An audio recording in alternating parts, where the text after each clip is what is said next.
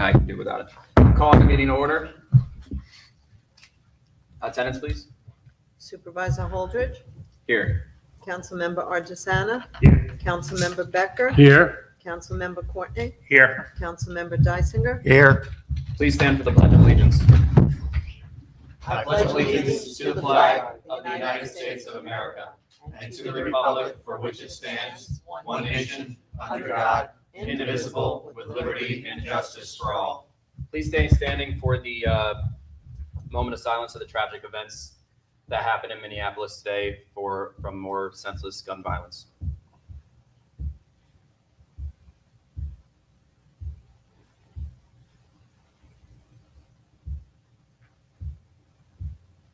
Thank you.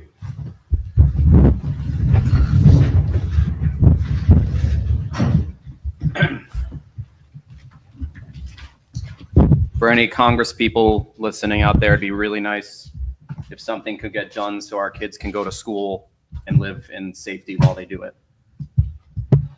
All right, moving on. Is there a resolution to accept the August 13th meeting minutes? I'll make the motion. Second. All those in favor? Aye. Aye. Summary of bills. The town will be paying bills in the amount of $532,625.61. All right, public comment.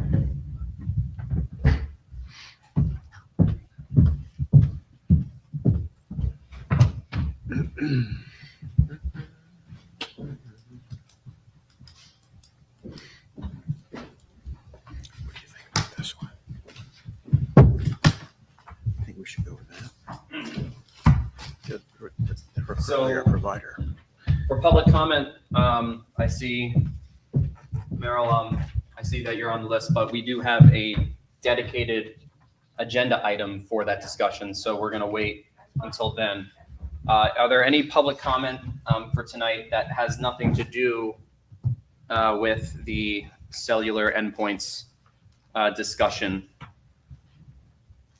Anything, just general public comment about anything else? Michelle, anything online? No, nothing. All right, then we will move on. We have a report from our Conservation Advisory Council. We have Martine, our fearless leader, here to report. Thank you so much. And it's been a while. I feel like it's almost been a year since the last time I was here. It's Could be. close. It's close. Close, right? So this evening, I'm going to try and keep it brief, although I probably won't. But I'll make the effort. I'll cover our activities, projects, some administrative matters, including some sort of, reminders about last year's grant applications, educational outreach, community engagement efforts, all related to local natural resource conservation. A big thing for us last year was related to Knapp's View.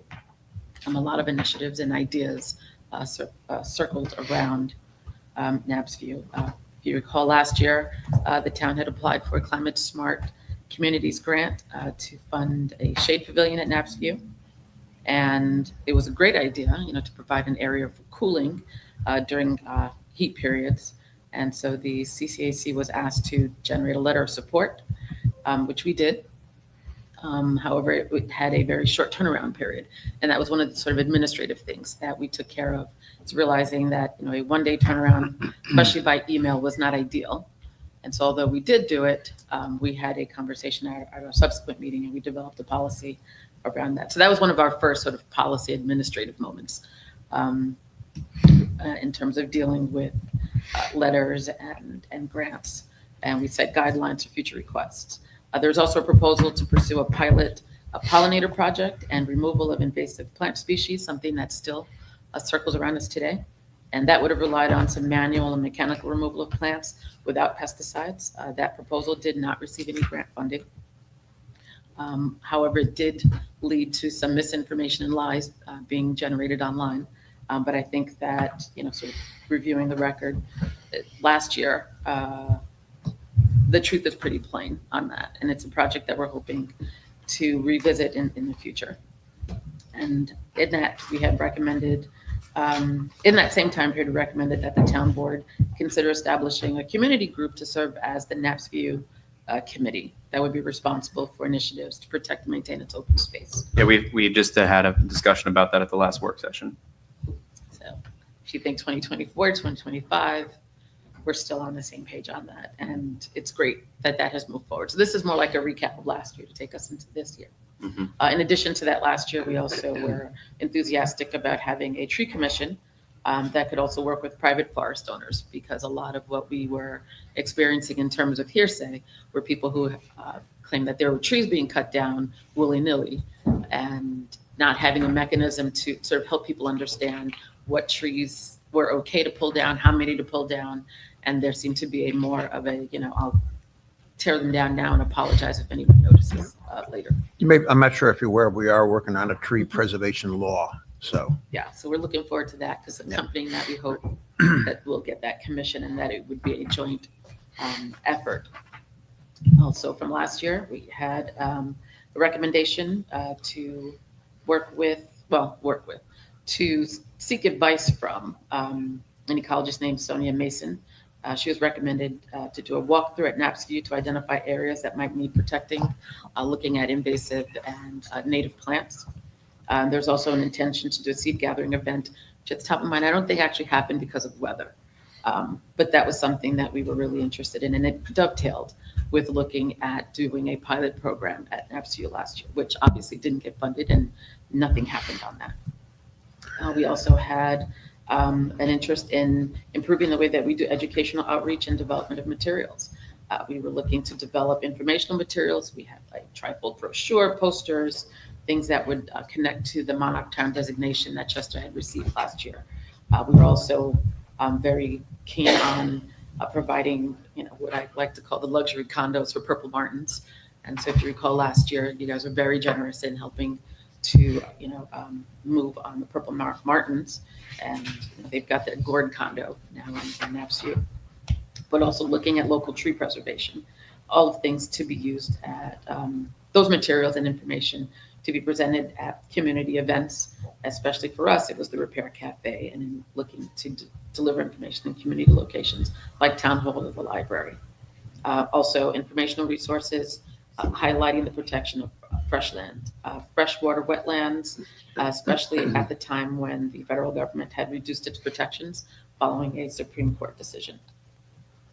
And around the Purple Martin installation, that we did some research in working with the Orange Audubon and Purple Martin Conservation on their websites, really. And I think there was an individual who provided us some information to ensure that we were working in open areas away from trees to protect those birds from predators. And this year they did show up, but we weren't really sure whether or not they were the ones in the house, because the swallows had also invaded that space. And so it was interesting to figure out, sort of the timing of when that would make sense. Last year, you may recall that Elizabeth had stepped down from serving as secretary due to some time constraints. But we have managed to deliver minutes anyway. Right now, no one really wants to do that job. So it's something that sort of gets done by memory. But it's members having other things that are getting in the way of being able to do everything. However, our minutes are out there as much as or close to on time as possible, and we certainly do have them posted. And so many thanks. I didn't get to say thanks last year. I'm saying thank you this year to Linda for her help in making sure that stuff gets done. Planning and project reviews from last year. We were looking at local planning board projects and site plan amendments, subdivisions. There were also some questions about a solar farm project that we learned, later was something that there was nothing that we could do about it because there had been an agreement in place that stopped the town from being able to engage on that. But among other things that we were interested in, we had developed with you as a letter to property owners concerning purchase of development rights as a possibility for protection of open space. We are also engaged in creating interest lists involving community members in conservation projects when they come up. That's something that we're still trying to figure out how best to collect names and interest. There are proposals, that perhaps we can do some links and downloadables on the website. There was an interest in having a separate sign up on the website itself, but realizing that also meant somebody would have to do something interesting. So we would have to have news besides our minutes. And whose job would that be exactly? So we haven't quite gotten a full grasp of our own job. So rather than create more work, that's something we put on the shelf from last year. And it's something that we're putting on the shelf again this year. But eventually we're hoping to have generated enough work that there would be something interesting to report through some sort of townwide newsletter or e-newsletter. But moving into this year, one of the big things that came forward for us was trying to find a way for the town to enforce and to ensure some accountability in protecting natural resources and habitats, especially in development projects. That oftentimes there are projects that are promising to do things, whether it's, they promise to plant new trees, and so they plant trees, but then the trees die within 2 or 3 years, and there's no one there to ensure that the trees are replaced, especially when they're doing swaps where, trees are being taken down one place or wetlands are being taken over in one place and they're supposed to reinstall them someplace else. And there's no one whose job it is to sort of follow that. So we wanted to have an enforcement accountability mechanism through the town that also, sort of burdens either the building department or parks or someone. And so perhaps that is a function that should have some additional research. And it also may entail, sort of a +1 on your FTEs in the future. Yeah, that'd also be part of the tree preservation. You're speaking my love language now. Yeah. And so also something else that we intend to have a discussion on, and we intend to pull you in, is looking at the industrial park and the feasibility of the town and the village having an MOU to reuse those empty warehouses as a means to slow overdevelopment and environmental impacts by new warehouse construction. So deep breaths taken. Okay. You are developing a memo about that? Nope, we're going to have a discussion about it and Okay, then got sort of pull you in to have that as a broader conversation as to something you may want to consider working together, just because as it appears there are 2 currently vacant warehouses in that industrial park. Yes. And Yes, still Pep- there are more proposals Yeah, that are Pep coming. Boys and Amscan, yeah. There might be Those two. something with the county also, not just the town and village, because the county's the one that kind of promotes the, Well, it's interesting to note that in the past 3 years, there were 3 warehouse projects that were approved by the planning board. None of those have started yet. That's probably due to, lack of demand. Mhm. So rather than, sort of letting these 2 things sit fallow and new things get developed, it would make sense to sort of look to reuse. And that may be something for consideration in other areas as well. That if there's a building that could serve that purpose, then why approve something when you can reuse? I almost feel like I'm talking like early 2000s, recycle, reuse, reduce. So let's reduce the number of those extras and try and recycle and reuse what we've got. Also, a parallel to that, discussions on open space preservation of interest to the CCAC was the LaRoe property, but that again is an ongoing discussion. Tree clearing that had been performed by Orange County at Restdale Road, which created some consternation, but in communicating with their Parks Department, and Susanna was the member on the CCAC who moved forward on that. We learned that it was a one-time in an effort to get ahead of bat nesting period. And that also created some additional discussion, which is why are we allowing for the removal of trees to avoid something that's supposed to naturally occur? And by virtue of doing that, we are impacting the life cycle of bats, because if you reduce the number of habitats, then you are additionally reducing, the ability for them to nest in places that are normal for them.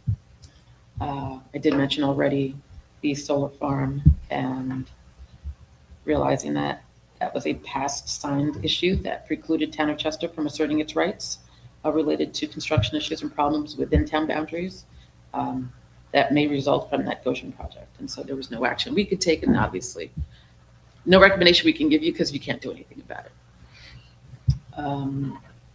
As well,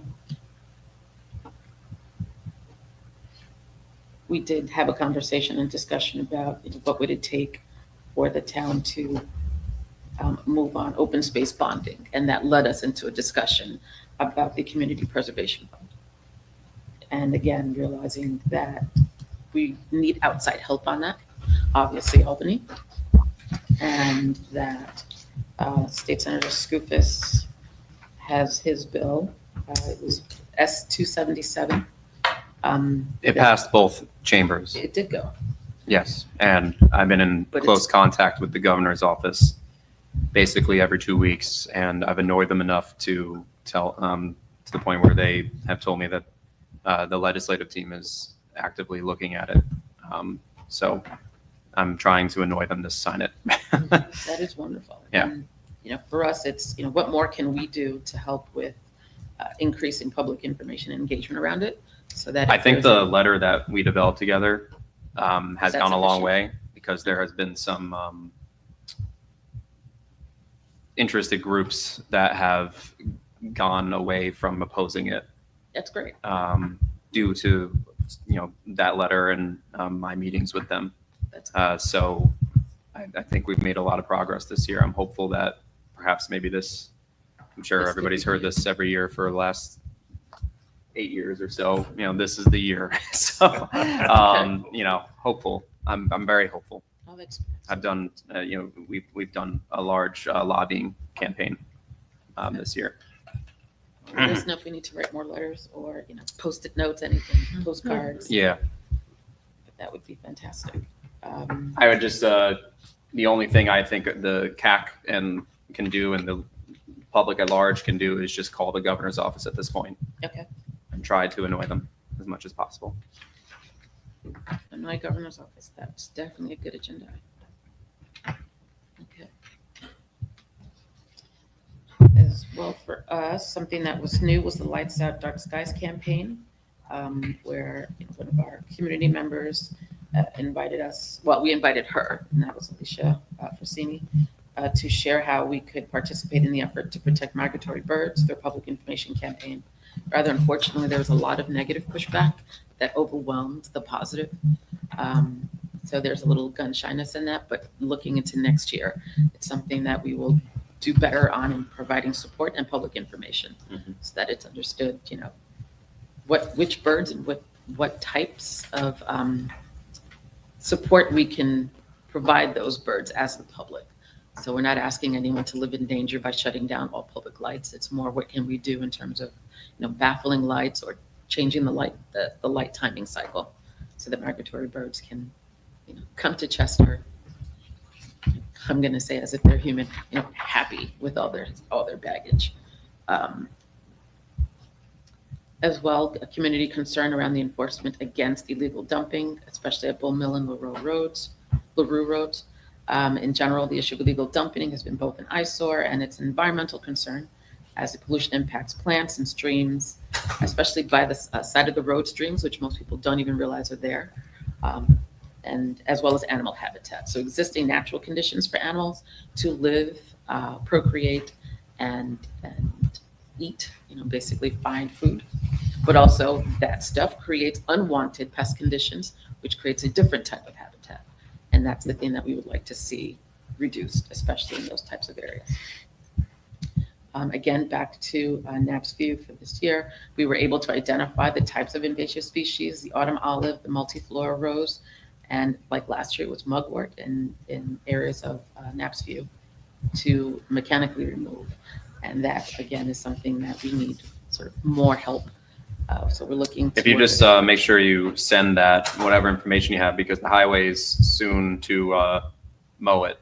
Mhm. Now that it's past August 15th and the, Right, for the bobolinks? yeah. Okay. So that you should get that over to them as soon as possible, because I'm not sure when they have it on their schedule to mow it, but Okay. they told me that they would mow it.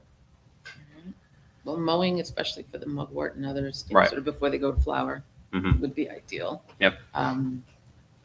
And so we're still doing we need to research requirements to provide some professional services to produce an ecological report on sort of invasives and native plants that actually exist in Chester.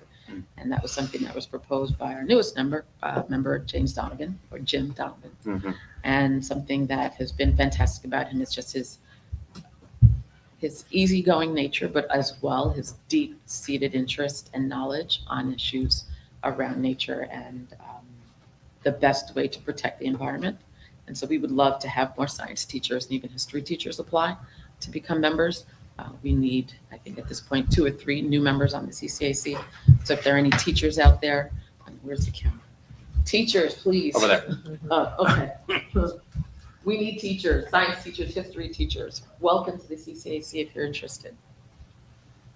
And as well, our Climate Smart Community Task Force, Susanna and Bill Green and Susanna Devine have agreed to serve as, co-chair and coordinator. However, again, we need community members to join that task force.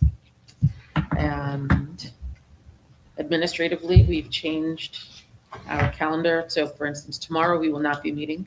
And on November 27th, we'll not be meeting. That's the 4th Thursday. I believe that's Thanksgiving. So that's not a thing that's going to happen. We changed our December meeting to December 4th instead of Christmas Day. And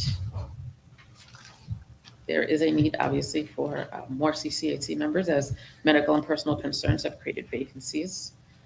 We have developed a number of PSAs that we'd like to be able to distribute, public service announcements around things like dumping, tree clearing, recycling, and wetlands, Mhm. and other things. Should put burning in there too. Burn bans. Police usually have, in the highway usually have statements made on that, but I'm sure Yep. couldn't hurt for you guys to also be involved in that. Yeah, that would be a good one. I'm wondering if Suzanne hasn't already created one around that. But again, these are things that we would like to have both on the website and anything that the town may be sending out to homeowners that we can sort of add an additional line or two or a graphic, Mhm. as well looking to find out if there are any requirements for access on the public cable channels that we could then put those up there as well. Okay. We intend to maintain a calendar of events, and we're even developing a calendar that we're hoping to push out that would be physical and deliverable, to the library, to here to town hall, to local businesses. We're also focused on real estate agents, especially because we have, every year homes are being sold and new people are moving in or people are moving around, and there may be things that they don't realize are available to them in town. So we want to put it on a calendar so that they feel and understand sort of, the greater community and the things that are important to maintaining the characteristics of Chester as a whole. We're also looking to publish tips on tree planting. We can't get enough of that. And so not only will that law help in the tree commission, but it's going to be a thing that we will continue to push, especially around public resources. Let's see what else is on here. Within the area of community engagement, we're also looking now to move on to social media. We'd stayed away from it because it had been such a toxic place. Again, having had so much negativity out there and being pursued and harassed and defamed, and having the CCAC sort of not have a mechanism to communicate, but we realized that we can. We just need to do social media in a different way. And so that is something that we will come to you with once we've developed some materials to go on there, just that you can see how we intend to communicate online. But to let you know, we intend to move forward in moving on to social media. And that we intend to ensure that our information is sourced from high quality authoritative sources and from known experts. We're especially interested in fielding information from DEC, conservation professionals and researchers as we move into this new year. And for us, that's, sort of our founding was July essentially. And so this is our new year. Especially because the development moratorium for the planning for new housing and construction is going to be lifted, that we also want to be sure that we are ready to provide comment on those projects. And as more projects that have wetlands, ponds, streams, and private forests come to the planning board, that we want to be able to provide information on the natural features or historical artifacts that they may want to consider protecting. I do have to ask you to wrap up, Mhm. and I apologize. Right at the for it. end. Very good. And so special mention for us, we have been the beneficiaries of the expertise and knowledge of EJ and Leslie. They are giants in the community and they are giants to the CCAC. And so that the two of them have decided, obviously for personal reasons, to step down from the CCAC was hard for us, but we obviously could not have started without EJ. And there's so much that we could not have done without the savvy and the information provided to us by Leslie. And so we can never say thank you enough, but I wanted to be sure that we said a public thank you to them, as well as to Tracy, who has been a giant in the community for more than 20 years. There's only one thing that I need from you, aside from, sort of general support that you've been able to give us. There was something that last year we had that only went to members, but in thinking through ways to ensure that more of the information that we have is posted online, but this is something that would have to be posted with redactions, which almost makes it a little useless. But we had a list of properties, parcels that could have been considered for the Community Preservation Fund and for PDR. And they were properties that were listed on the National Register and other sort of agricultural properties. But we'd like to post the document, but without the names of the owners or the addresses. And so if there's no objection from the town board, that's something, and it won't look very pretty and it won't be very helpful, but at the least to know that there was a document that had been posted that had that information on there that could then, in private when necessary, be made available. I have a redacting tool, so I don't know if you want to speak with me about that. If it comes from the tax records, it does not necessarily need to be redacted. I can take a look and let you know what needs to be redacted. Okay. Okay. All right, that's it for me. So if you have Thank any you. questions- Thank you. Thank you, Martine. Thank you. Take care. We're gonna move away from reports because our water department head is here, and I want to make sure we use good use of his time because I know he has a very important hockey game to get to. So, Chris, if you could just step up to the front here and take a seat while I go through this, and then you can be there to answer questions if there are any. If you have noticed, so we're moving on to the cellular endpoint discussion. I'm just going to read as quickly as possible through this explanation page about what this actually is. So there's been a lot of talk recently and some stuff online, and I'm just trying to set the record straight about what we're doing here. So we are in the process of installing things called cellular endpoints, which are being attached to the existing analog water meters that are already existing in all of our water districts. What this does is that it sends out a text to the water department's Beacon software 4 times a day, a signal equivalent to 1 bar worth of a cell phone text over a secured cellular LTE-M network. And it only sends 1 text on weekend days. So these are not smart meters. People have said that, we've been installing smart meters. We may have mistakenly said smart meters up here in the past. I want to make it clear that we're not installing smart meters. We are installing cellular endpoints, completely different things. There, we already have water meters at all the houses. They are analog meters, not smart meters. The cellular endpoints that we have purchased and are continuing to purchase are sole source, meaning that they're the only make and model that works with our existing Badger water meters. The water meter takes readings every 15 minutes and sends that data to the cellular endpoint.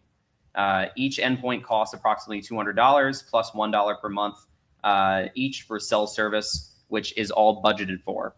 Has already been budgeted for those who have already been installed or in the process of installing. And then, of course, things in the future will be budgeted for year by year. Cellular endpoints can be mounted outside the home if that is what makes a homeowner comfortable with having it. So there's been talks about opt-outs. Communities with no opt-out option for these cellular endpoints are the Village of Chester, the Village of Woodbury, the Town of Wallkill. The Town of Monroe plans to have a town code to not allow for opt-outs, and then the Town of Highlands. And then communities who we either do not have enough information on to know if they have an opt-out or not, or they do have an opt-out, but it is a paid opt-out, are the so these are all these are inclusive of the non-opt-out options as well. These are all the communities that are just installing cellular endpoints. Obviously, the Village of Chester, Town of Wallkill that I just said, Town of Monroe, Town of Palm Tree, which is Curious Joel, Village of Woodbury, which I already said, the Village of Montgomery, the Village of Walden charges $75 every 3 months for opt-out. Village of Goshen, Town of Newburgh, Village of Washingtonville, Town of Highlands, I already said. Village of Cornwall and Hudson charges $75 every 2 months for an opt-out. And then the Village of Harriman charges $30 every 3 months for an opt-out. So why are we doing this? What are the benefits of these cellular endpoints? It alerts us of high usage so we can let homeowners know if there's a leak in their house faster so they can get to it to save them money. Alerts us of backflow so we can investigate if there's a leak before the meter underground, meaning the system will read leaks going towards or in the house or in the piping going away from the house. It is a much more accurate, it takes a much more accurate reading as compared to a human who is sometimes prone to error. Residents can now follow their water usage with the Eye on Water app, which is available on PC, Apple, or Android. So it literally lets you track your own water usage over time and in real time. Town employees do not need to visit private property as often as a result of this. And then the current system is becoming obsolete, so it's more costly to replace year after year. So over time, this should save us money. And that's why you see all these other communities installing the cellular meters. I'm sorry, the cellular endpoints throughout Orange County and the country. Safety. So there's been a lot of talk about, are these safe for homeowners? There's a blurb here from the specs. I'm just going to paraphrase. It is in accordance with FCC regulations. The transmitters pass the requirements pertaining to radiation exposure.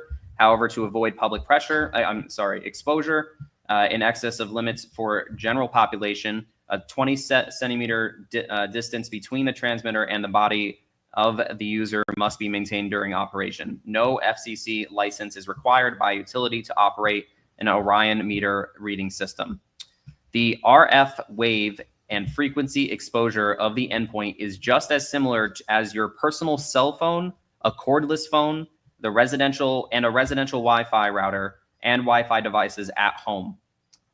Orion cellular endpoints are an IoT network certified for smart connected infrastructure by the CTIA, an association representing the U.S. wireless communications industry and companies throughout the mobile ecosystem. The certification signifies that the endpoints meet global 4G, 5G, 3GPP, NIST, and CTIA certifications standards for cybersecurity and network performance and are suitable to support critical infrastructure operations. The information that is collected from the endpoint is the date, time, endpoint serial number, water meter number, meter reading data, and status sent over a private, not a public network. This information is just used strictly for billing purposes, and obviously reading from the water department.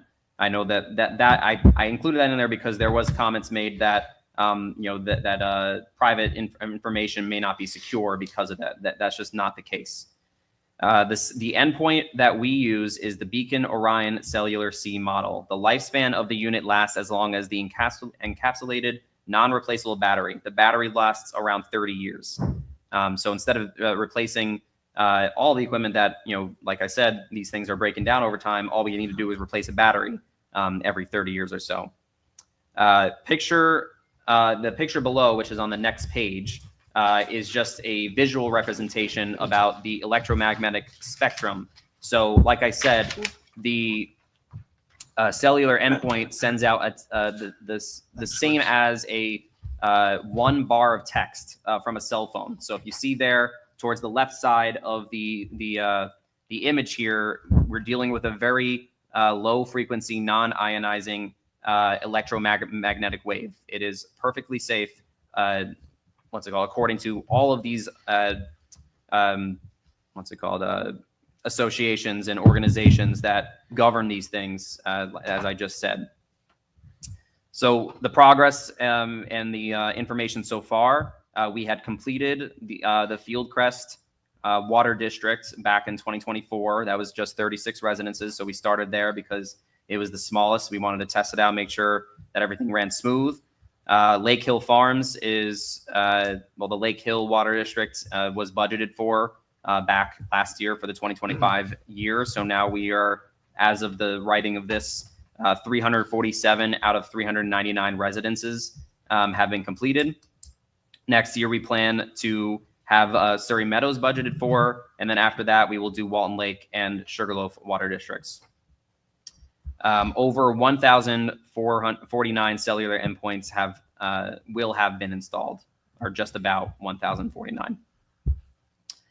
The installation of the cellular meters does not require a public hearing. That is not something that any other community has done or will do. It is not legally required to do that. It was a budgeted item. It was discussed multiple times, and I'll get into that history right now. But the notices about the installation of the cellular meters have been included in water bills prior to the installation in Fieldcrest and Lake Hill Farms. So notices did go out for these things being installed in the past. So to finish up about the history of what we've done in Chester, conversations about upgrading to cellular meters started as early as 2020 by then Councilman Tom Becker. The water department met with the Badger representatives back in 2022. The water department had funds in the 2024 budget for the Fieldcrest cellular endpoint upgrade. So that means that in the year of 2023, the town board had included funds for the cellular endpoints in the 2024 budget. The water department attended a conference on the cellular meters in 2024 to learn about the installation process, information on the product, to speak to other municipalities that were using them across the country and learn about troubleshooting. Councilman Becker reported on cellular endpoint installation in August and September of last year, 2024, at multiple town board meetings. The town board discussed the 2025 funding at a budget workshop in October of 2024. And I don't believe I must have missed it. It was a specific part of my personal budget presentation to the town board last year for the budget of 2025. It would be included in the minutes. It was a specific part that I went over it detail by detail in my budget presentation for the 2025 budget. And like I said earlier, the Fieldcrest Water District cellular endpoint upgrades happened in 2024, and they were partially paid for by Badger as part of a startup program. It was a very small water district, so they paid for some of it because doesn't make a difference for them. And then finally, cellular endpoints funding for the Lake Hill. Oh yes, it was outlined in Supervisor Holdridge's 2025 budget presentation in October 2024. So that's when I was talking about Lake Hill Farms. I'm sorry, the Lake Hill Water District, and it was voted on in the final budget in November, which of course we have a public hearing every year for the budget. So it was a budgeted item. It was detailed in there. There was a public hearing for it, and we didn't get any comments speaking to that as far as I can remember. But that is the overview. Chris, do you have anything before we start taking questions that you'd like to say about these systems, your experience with them, that conference that you attended in Texas? Do you want to step up and, just explain your process with them and how they've been going so far and why they're safe and such? Yeah, everything's been going smooth in public, in Lake Hill Farms especially. Takes about 10 minutes to install it. We just have to get access into the house to the water meter, but we can mount it as long as it's near an exterior wall. But if they feel comfortable, we can run the wire outside and you can mount it on the outside. It takes all 10, 15 minutes at most to do. And other than that, we haven't really had any issues with it since we started up. How's the system working for you as far as? Oh, we found multiple leaks in Lake Hill Farms already that we had to fix. Okay, so Their once you response. put the new meters in, you were able to go back to the computers and We you've would get- noticed overnight that Yeah. water's running when it's not Yeah, supposed we to would be. get backflow alerts. We would check in the morning. Heidi checks every day, goes through it, and she lets me know saying there's backflow. Gone to houses that there's been leaks in the service lines. Recently in Windridge, we got alerted that the owner lives in Hawaii, and the tenant moved out and had a high flow for about 4 or 5 days in a row. We shut the water off, stopped the flow, and stopped the house from flooding and saving water. So without that, Without that, it would have just kept flowing water. the whole summer, Yeah, we would have never known. and then What- that guy would have had a A nice, massive bill and asking questions is why is it so high? so the cellular endpoint had a direct Yeah. impact on preventing that.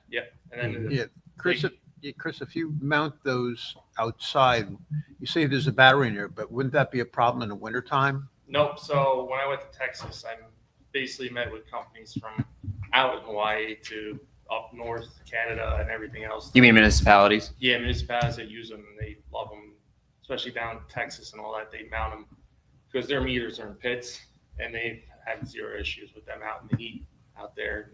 Or the cold, that's not an issue? Cold, no issue. Okay. Snow, any Snow, sort of weather? It goes through as long as you mount it not on the ground, it's a couple feet up on the side usually, and you're fine. And the village is already, they have about 1,000 service connections and Yeah. they've already replaced over 900 meters. Yeah, And they've been doing this for how long, the village? Villages have been doing it 6 years at least now, right? Probably 9 or 10 9 or years. 10 years now. And these same exact, Same exact system. and they haven't had any major issues. They haven't had issues. I'm close to the town Monroe. They haven't had any issues either. They're switching everything over. So they're getting rid of their old drive-by system and doing it cellular. So it's even better for them. Mm. Everybody's getting rid of the radio because Yeah, it just getting doesn't rid work. Yeah, it just doesn't work. The cellular works great. That was the late, 15 years ago, radio was the greatest and best thing out there. And everybody started putting in, they had nothing but problems with it. That's where cellular came in. And it's more precise and a lot more user friendly. We definitely helped us with finding leaks and saving people's houses from flooding and Bills. wasting money. Yeah. And they're also with Yeah. some of the larger meters right now, they're actually putting a sensor on for freezing. Some you can get, there's the ones in Windridge have like more, because they're a bigger meter, they have more information like temperature and everything, lets you know the flow rate and everything. So it really alerts us for the big condos. Got it. Windridge. All right. Thanks, Chris.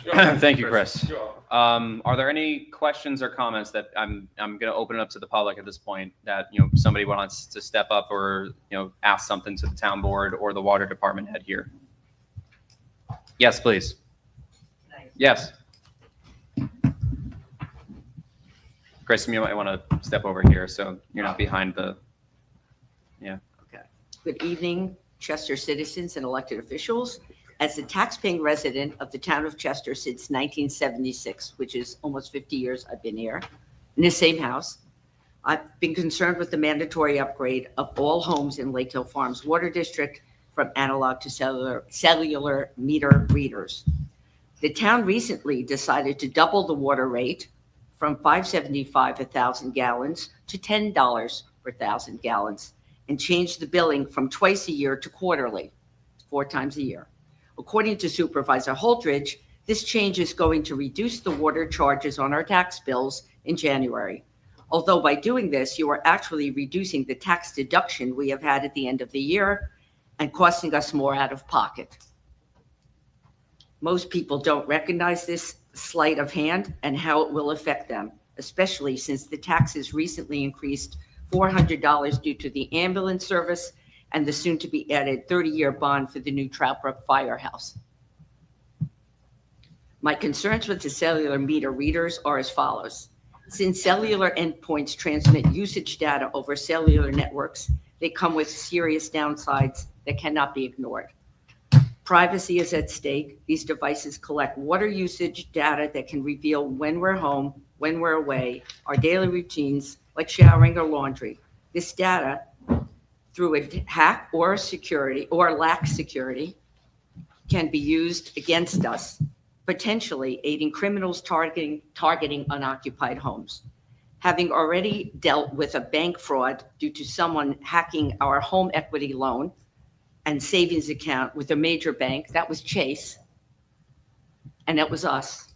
How can we trust the town's encryption and transparency policies with our personal information, especially since the town was recently hacked and $40,000 was stolen? The town was not hacked. That's false. The company that we were working with was hacked. Okay, Yes. so you just said it. It doesn't matter. Someone can It be does. hacked, The town wasn't hacked. That's the point. you but know. there's no guarantees.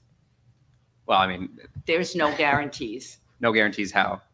that it won't happen. Well, like I said in the I didn't presentation, expect a phone call from Chase that someone was trying to get $40,000 out of our home equity I'm not trying to loan argue and with you, ma'am. transferring it I'm online. just trying to say that, like I said in the presentation, it's over a secure network. So So was theirs. there's less of an. So was Chase. I'm just saying there's less of an opportunity for something like that to happen. Okay. Chris, have you had any, what's it called, instances from our neighboring municipalities or anybody that you met, that where somebody's personal information was hacked from these things? No one's ever said anything that happened like that. Even at the conference, nothing's happened. There's no history of that. No, that was a conversation brought up there, and no one's had issues around the country. Very good to know. It's a secure network. Okay. Second, health concerns cannot be dismissed. These endpoints emit radio frequency radiation. While regulators claim the levels are safe, some more recent reports issues like sleep disturbances, headaches, or symptoms of electromagnetic hypersensitivity. For families with children, pregnant women, or those with medical conditions, even the possibility of long-term risk is too much.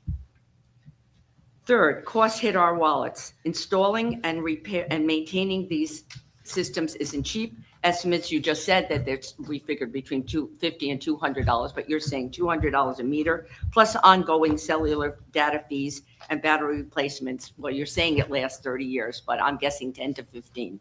You'd be No. lucky. Okay. Fourth, reliability is not guaranteed. These devices depend on cellular networks, which can fail during outages or areas with poor coverage.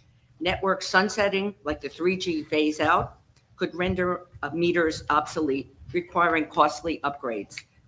Traditional meters, read manually, are simple and dependable.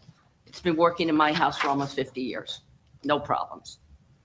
As a safety note, these meters contain lithium-type batteries, which if you watch the news, you are aware that they overheat and can catch fire. A cell phone overheated, caught fire, and exploded in Beacon 2 weeks ago. It was on Channel 12 News. The July 7th broadcast of The Highwire discussed the problems with the lithium-ion batteries, including a 633% increase in fires in New York City, and with scooters and bikes and e-bikes and other equipment.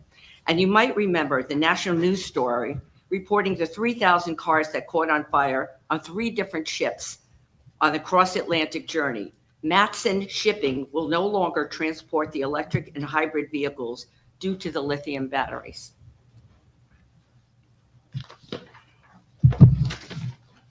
Chester has a proud history of standing up for such rights, for our individual rights. In 2019, this very town board passed a resolution petitioning the New York State Public Service Commission to allow customers of O&R utilities to retain non-smart meters without fees or penalties. That resolution, born from community concern, showed Chester's commitment to protecting residents from mandatory smart meter programs for electric and gas utilities. The same principle applies to water meters. If Chester stood against forced smart meters then, why not now? The 2019 resolution proves the board can act decisively to defend homeowner choice, and I ask you to extend that precedent to our water districts today. Moreover, New York is moving to protect our rights through the Consumer Utility Meter Choice Protection Act, Assembly Bill A3978, and Senate Bill S5632A. These pending bills introduced in 2025 explicitly grant homeowners the right to refuse smart meter installation without fees, penalties, or service disruption, receive 90 days written notice before installations, request removal of a smart meter within a year at no cost or later within a year with a reasonable fee.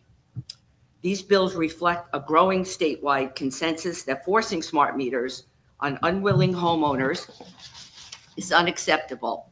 By claiming there's no opt-out, Chester risks acting against this legislative trend, potentially exposing the town to a legal challenge and resident discontent.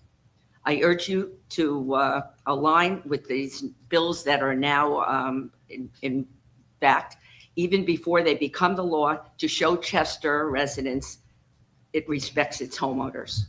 Chester's strength lies in its community. Let's work together to ensure this program respects our rights, honors our town history, and aligns with New York's emerging laws.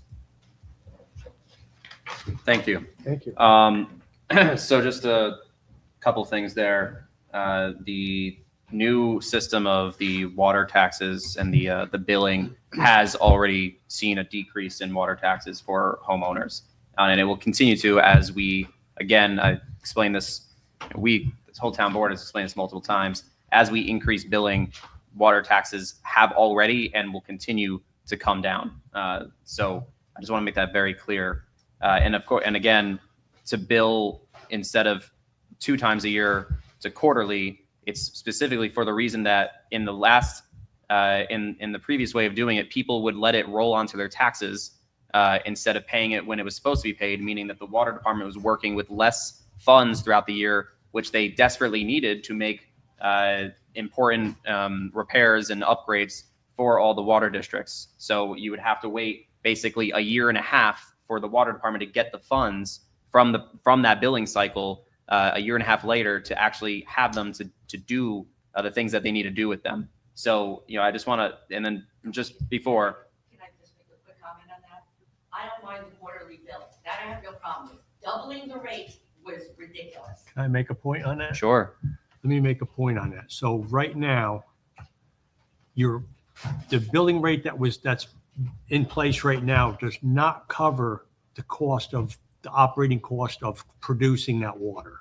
And it's being supplemented by taxes. In some cases, doubling the amount that you're paying right now. What's happening with that is for you as a consumer, you're paying for everybody else's water because you may be a person that conserves water. You're using 5,000 gallons every 6 months or every 4 months, whatever it is. Your neighbor who has a swimming pool, sprinkler system, they're using 5 times the amount of water, and you're paying for their water by paying for it in the taxes. If you're getting the true cost of water by the billing, you can control how much you pay in water because you can basically conserve water and pay less by the billing. When it's in your taxes, everybody's paying the same. Yeah, one thing you have to remember is when the water rate went up, the property tax portion went down. So it was offsetting. So your water rate didn't really go up double. It just was shifted as how you're paying for Right, it. but like I explained, when it's on the property tax, it's tax deductible at the end of the year with my accountant. Paying the water bill like this is not. Yeah, well, unfortunately, we do need to pay to have our water districts actually in operation. We can't just continue the way that it has been because the water districts were falling into disrepair, and we need to make sure that they are standard. And then the last thing that I wanted Chris to respond to was the point about the lithium batteries. Has there ever been an instance with these cellular endpoints? And again, you mentioned smart meters again. These are not smart meters. These are cellular endpoints on our old I understand analog. that, But and I said that. but you did say Also not Well, I said rechargeable. it, you're referring to smart meters, but they do have lithium batteries. I looked up Right. on the actual website and saw what was in there. They said they cannot be transported by air because of the lithium batteries in the units. And Chris, are there any instance of these having any sort of catching on fire like we've seen with the Tesla cars and all that? So I haven't heard of any incidents at all, but also that battery is completely sealed. So it's encapsulated, so it's not like in the air. It's also not being recharged. And it's not being recharged, it's just one set. So you're not sitting there plugging it in, like your phone gets hot, you plug or sit in the sun. This doesn't, because it's a set battery and that's it. Yeah, the vast, like if you look at all the fires in New York City, They're all- with the bikes were being recharged, and that's when they have those fires. I don't But- have one. My No, husband has an electric hedge clipper. He will not be charging in the house unless he's in the area. No, I and it's understand. plugged in. But Reasonable that- caution. That's our, and I'll get to you, Mike. That's our point, is that these things aren't being recharged. It's a set lifespan. Like So in your- there's like in your no, flashlight. there's very little to no chance of it catching on fire. And that's why there's no instance of that happening with these specific, I know the whole term of lithium battery gets scary because all the other things surrounding it. This is different. So I just wanted to make that clear. Mike, you have comments or questions? I just have a question. Yeah. Could you please come? Yeah. Chris, you can leave at 7:45. This is an issue which, from my understanding around the country, regardless of what you've said, seems to evoke a lot of controversy, at least amongst a small group of people. So the question I have is, does anyone have any information where opt-outs are available? And you mentioned some of the communities that were opt-outs and the fees associated. How many people actually opt out? Does anyone know that? Very small amounts, pocketfuls. So that, and I think that's, I mean, I've done a little research on that, and I was seeing that the opt-out percentage is less than 1%. I don't know if that comports with what you know, but that's what I saw. No, that's probably in line of what I've heard so far. So if that's true, and if Chester has, and I heard the numbers you were talking about, 1,000 and 1% of the people opted out, you can do the math, it's not very many. Is there systemically, from your point of view, any harm to that? Well, so I just want to make one thing clear. We haven't made any before in the past we have made we didn't vote on anything, but we made a conscious decision that there wouldn't be any Right. opt-outs. When this whole situation came about, we said we'd be open to hearing people. So that's what I this mean, is part of. This is just my own sense listening to the conversation. I've been around this issue for a number of years on different manifestations of it. In other words, electrosensitivity and the like. There are a number of people, I don't know the number, but a number of people who feel very strongly, whether they're right or wrong. I'm not judging that because I don't know whether they're right or wrong, honestly. In Europe, there's a good deal of literature about this subject that comes to some conclusions which support their view about health. I don't know that that's accurate, but that's a view. It's a view. And this is one of those occasions where the polarization seems to me probably unnecessary. And the reason I say that is because assuming there were an opt-out, assuming 1% or less of the people opted out, I'm not sure that it would have much systemic effect on what you're trying to accomplish.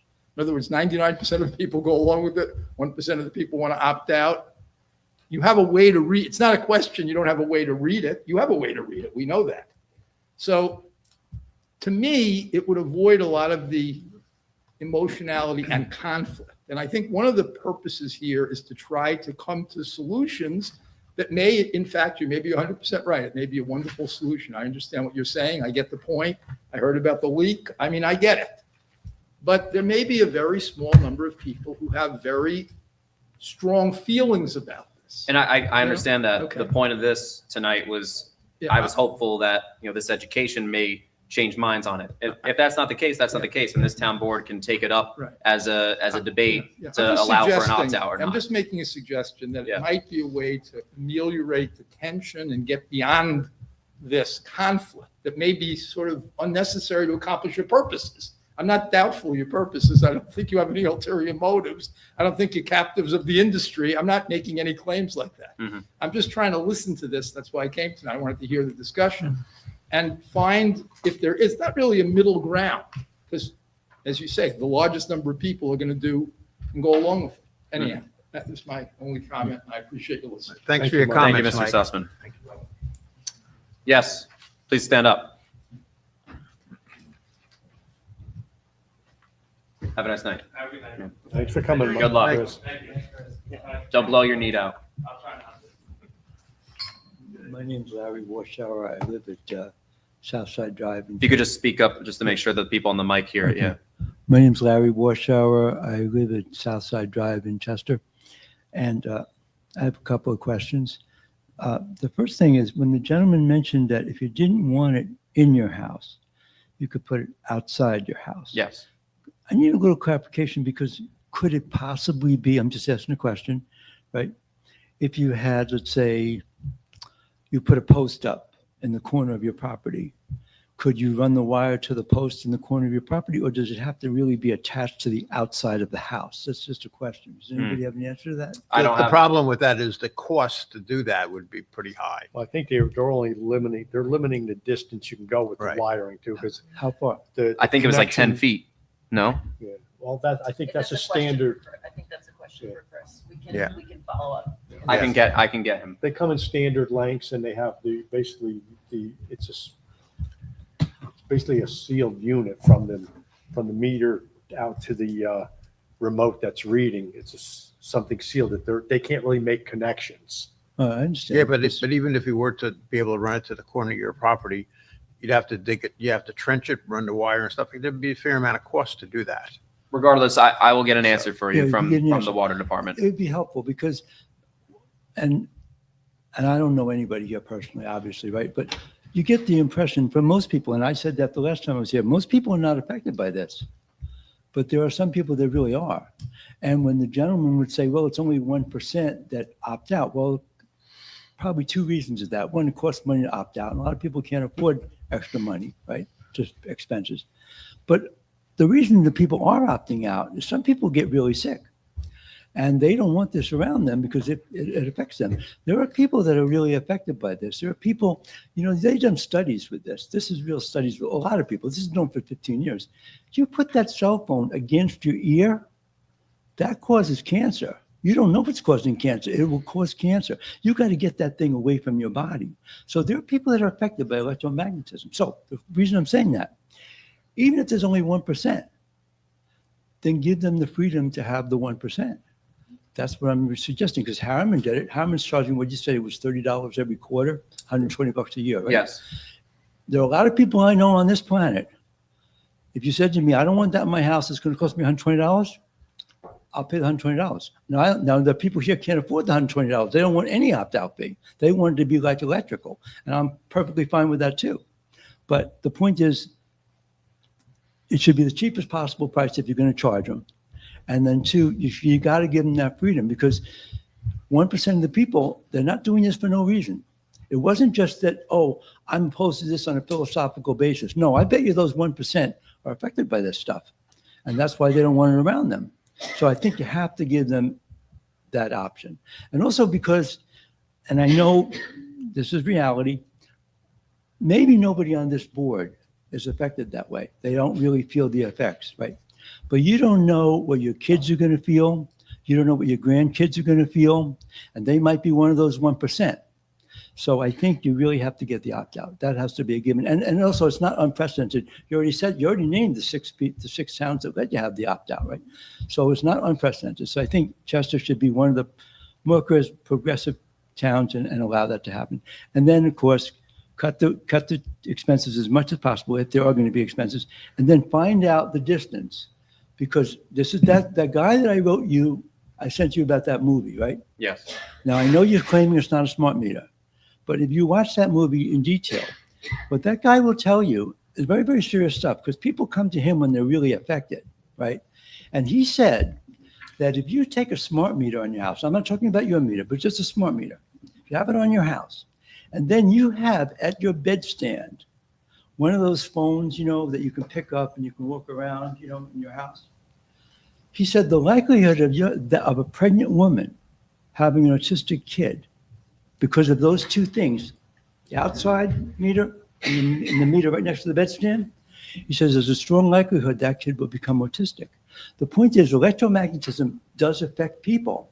The world is much different than it was 25 years ago. There's electrical, you go in your house, you can get the radio signal from 5 houses around you, right? So please provide the opt-out. Just be one of the progressive towns that provide the opt-out, because 1% or more are really affected by this, and you're going to hurt them. And you don't want to do that, right? So that's my point. Good, thank you. Thank you, Larry. Are there any other comments or questions on this topic? Nothing online. Anything online? No? Seeing none, I'll move on.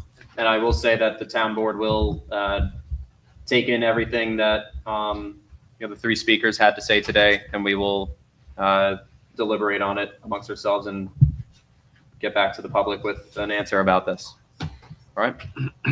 Thank you. All right, moving back to, Reports? yes. I'll just start out with mine real quick. The last couple weeks, in the last couple days, we saw that the sidewalk project in Sugarloaf has started.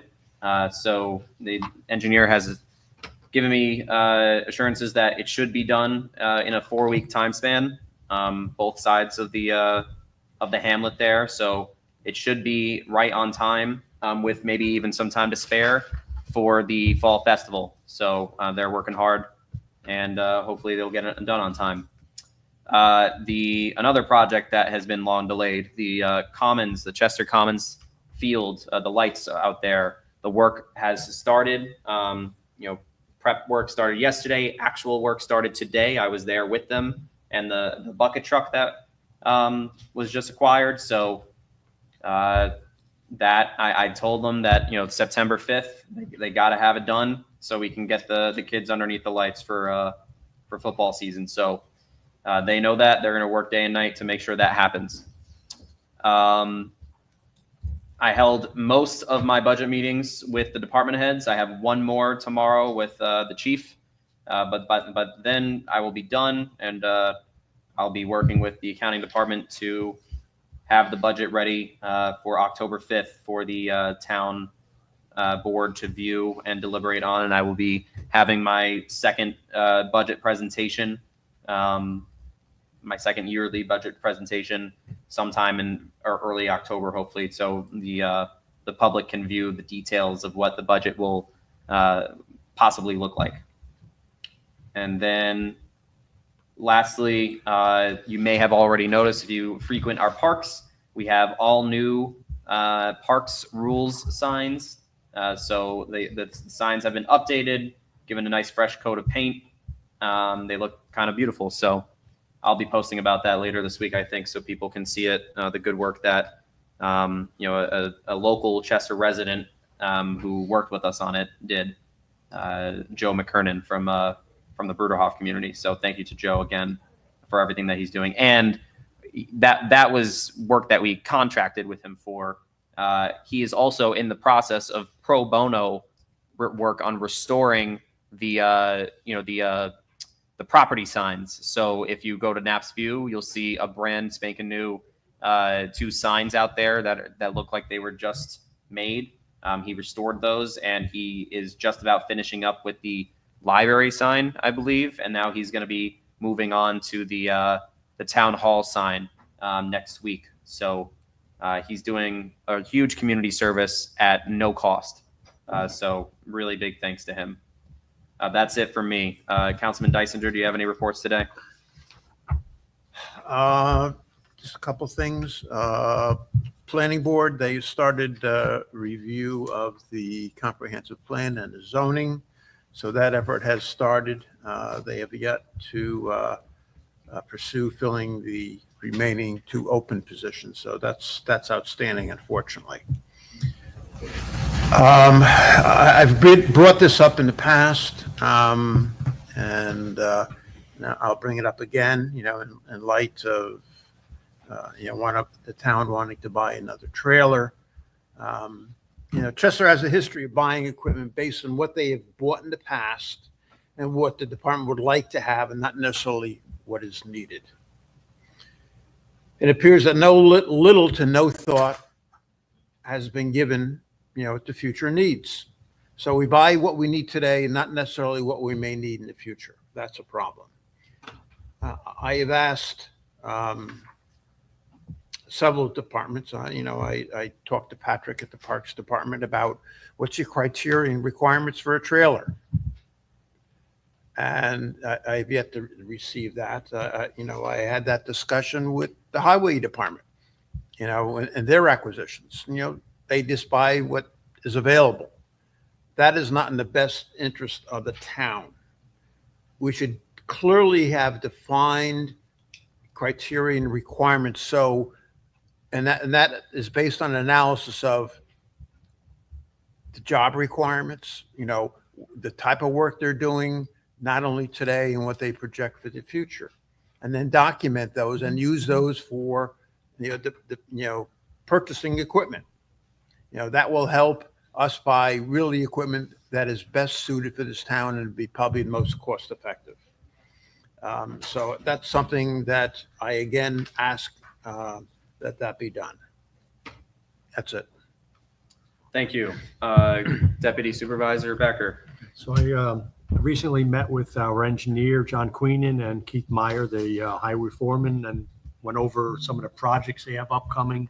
One of those being a culvert replacement in Surrey Meadows with a project that's probably going to require engineering, bidding, and bonding for that project, and also the Pond Road Dam, the work there. So I did review those projects with them for the need and why we couldn't, be involved in the projects more ourselves to get them done. And because of the engineering work and the type of materials to be used, our highway department won't be able to do those projects. So I just wanted to, from my own knowledge, I wanted to know why we couldn't do those projects, and now I have a better understanding of that. Yep.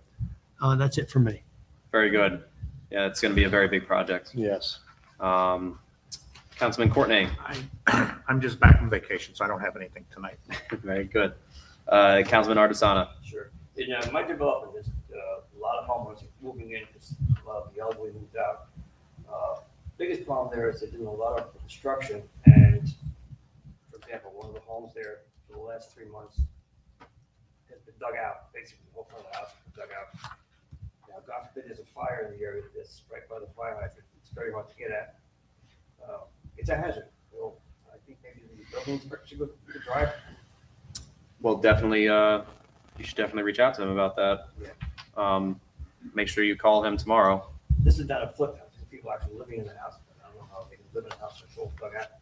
We live in the whole front of the house is dug out, 5 feet down. I'm sure if you, That's a call to Andrew, please. yeah. Yeah, right? Well, they're going into the Yeah, garage. you got to give Andrew a call. Yeah. Yeah. Yeah, let me know if you have trouble getting in touch with him, but I'm sure he'll pick up if you call him. Yeah. I'll send you his number in case you don't have it. Okay. Because I'm sure you'll be able to describe it better than I can. We're getting a lot of the dirt running off into the street. It's making it worse. Excuse me, I just want to make sure I do this before I forget. All right. Anything else? Just a couple of announcements. Yes, please. If I may. Just so everyone knows that Labor Day is affecting garbage pickup. So there will not be garbage pickup on Monday, the 1st. And as always, the trash and recycling will move forward in the week. So Monday will be Thursday, and then Thursday will be Friday. Friday will be Saturday. If there's any questions, you could call the town clerk's office on that. I think everyone would expect it. Obviously, town hall will be closed next Monday. The Sugarloaf Engine Company's Oktoberfest will be held on September 20th from 3 to 8 at the Firehouse at 1408 Kings Highway with all you can eat and drink, live music and games. And I do not have ticket cost information, but they are online, so please support them from 3 to 8 on that day.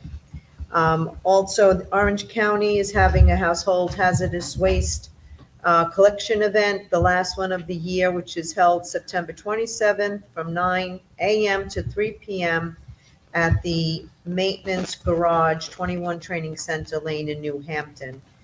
There's a long list of the items that they will accept, some of which you would be surprised, but are definitely allowable. And all you need to do is show your ID when you arrive there. And this information is posted on the website. Thank you. All right.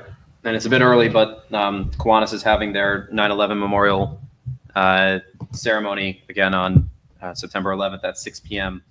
at the 9/11 memorial, 19 Vidala Lane. All right, moving on. I accidentally put this here. I think this needs to be tabled again, right, Michelle? Yeah, I just need a little bit more time to speak with you. Yeah. I'll motion to table. Is there a second? Second. All those in favor? Aye. Aye.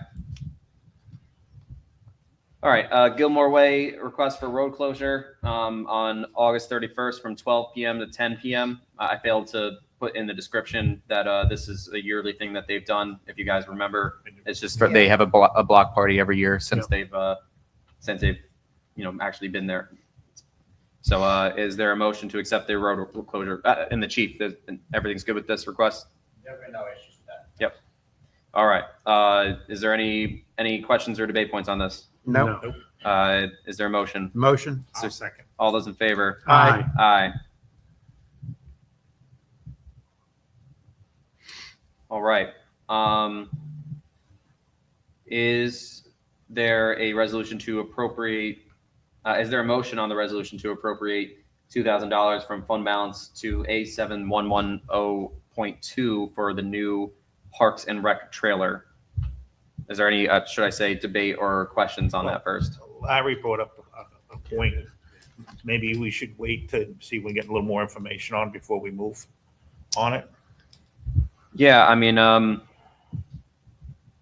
personally am of the opinion that I feel like I thought he did respond, but I'm happy to wait. I mean, we didn't know the trailer was non-workable for 3 or 4 months. So I mean, we can, so it's not like, doesn't sound like they're in dire need of it. So I think we should press them to find out. Well, let's get a little more information and look down the path and see if there's something different we're going to need. Or... Did he not respond to the email that I sent out? But what he responded with is not requirements. You know, I know Tom knows this, but when you spec out a trailer, you need to know how you're going to use it, what's going to be on there, size requirements, what kind of piece of equipment, what size it is, what weight it is. So all I'm- the information so you could properly get the proper configured trailer. So That I'm has just gonna, not been provided. because I'd like to be a little bit more educated on this. I'm just gonna read what he said. Trailer is primarily used to transport 2 zero-turn mowers from park to park. Also transport the John Deere compact tractors when needed. We would use it to discard buildings material and get pallets of mulch and office furniture and such. So I just want to know, I guess, what further are you looking for from him? Brandon, I'll- I think I just explained the type of things you need to know to properly configure a trailer. Well, What he responded with doesn't do that. I can kind of, because I believe it or not, Larry, I do know a little bit about trailering, not as much as you and Tom, but for example, Brandon, how heavy is the trailer, the truck that's pulling it? What's the weight, the maximum weight the truck can pull it? When you have all the stuff on, what does it weigh? Well, I don't think the truck's going to be the issue, but it's the materials. Well, I that mean, but then you the gotta materials you know, put on the because we're trailer. gonna be hauling mulch, could be heavier than the equipment that's on Yeah, they there. have the So- dump trailer for that, so they should be good. Well, I'm just, as an example, you need to have, because I trailer The my boat, and classification of the truck. I need to know what all the weight is and make sure the truck's gonna pull it. But I think the issue for the trailer is if they're going to move the tractors, to make sure the weight of the tractors is acceptable with the Well, that's- allowable weight on the tractor. that's what- But I think that's what an issue with the previous That trailer. was my point, of saying, wanting to know the weight of Yeah. different items, so you All right, know- so why don't we do this? Why don't we table it, and then either I'll any reach of out to any Pat. of the three of you, 2 of the 3 of you, can set up a meeting with Pat and get all the details out that you think we need to get, and then we will have it on the next agenda. Does that sound good? I I'll think we reach out can to vote Pat. on number 11. I think we can could do that. transfer It's just the a vote. matter of moving forward with the actual purchase itself. I We think. didn't vote on the purchase of that, did we? Right. No, No, not yet. Okay. that's, I thought number 12. Yeah, okay, good. I just want to make sure. All right, then, is there a motion to appropriate the $2,000? Motion. I'll second it. All those in favor? Aye. Aye. Aye. Motion to table, agenda item number 12. Motion. I'll second. There's a it. motion and a second. All those in favor? Aye. Aye. Yes, please. The next item on your agenda is our SRO contract with the Chester Union Free School District. The chief did provide me with a copy of the contract, which I reviewed, and it's acceptable as to form. The contract is not to exceed $126,000. Chief advises me that that meets your payroll goals, and so that's fine. So the school district has voted to approve, and tonight I ask that you vote to approve the contract. This is a continuation of an existing contract that we do on an annual basis. I have a question. The 126,000, Dan, is that just covered just salary or is that salary and burden? Salary and benefits. Oh, it does. Okay. Thank you. Are there any questions or debate points or comments? No, I'm good. Nope. Is there, do you need to do something special here, or is it just a simple motion? Motion to authorize supervisor to sign. Is there a motion to authorize me to sign I'll make the the motion. contract? There's a motion. Is there a second? Second. All those in favor? Aye. Aye.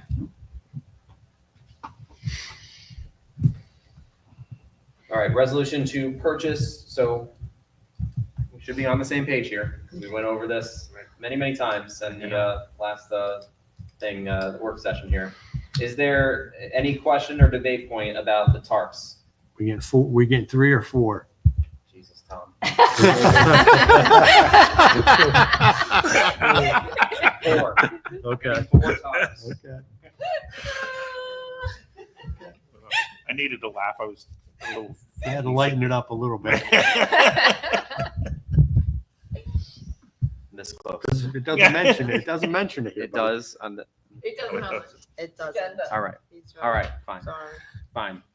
How many? Is there a motion to purchase 4 60 by 90 winter tarps for the Chester Commons Field from DF Supply for $6,696, which is under the budget amount of $7,500, and this is in what's it called? As opposed to the what is this? Beacon Athletics and Humphreys quotes. Need a motion? I'll make it. I'll second it. All those in favor? Aye. Aye. Wonderful. All right, resolution to approve facility use agreement template for the Sugarloaf Performing Arts Center. Or no, is this supposed to be the? Yep, that's No, it. You're right. there. Oh, no, it's a template agreement. Yeah, yeah. Template. okay. So as the board is aware, we have a template that we use when we book an act or an event at the Sugarloaf Performing Arts Center. There was a request made by some of the folks that use the center as well as our director regarding the technical equipment and the operation of the technical equipment and whether renters have the technical knowledge. So what I did, and I just want to read the language that we have added to the agreement. I'm asking you to approve this language. I will note that the county has also received this language in connection with the discussions on the sale that we've been discussing for some time. So they're aware of this language. So this is now a new section 4. The licensee acknowledges that equipment such as fly systems, sound and lighting systems, technical equipment, requires a level of expertise to operate in the correct and safe manner. Licensees who will use technical equipment must identify the person or entity who will be responsible for operating the technical equipment during the license term. And there's a place for them to insert the name and contact information. In the event the licensee does not have a technical equipment operator, the licensee shall require, that should say the license, shall require that the licensee utilize technical equipment operator acceptable to the town. The licensee shall be responsible for any costs associated with said technical equipment operator. The town of Chester reserves the right to reject any technical equipment operator in its sole and absolute discretion. So if you say my cousin Vinny is going to operate the technical equipment and Vinny's has never seen a stage, you can say no. All technical equipment must be restored to its original setting at the end of the license term. Should a licensee or its technical equipment operator fail to restore the technical equipment, the licensee shall be responsible for reimbursing the town any and all costs in connection with said restoration. Now, would we also have a list of We do. acceptable people? We do. Okay. I've asked our director in consultation with several folks, and I'll just run down that list to be clear.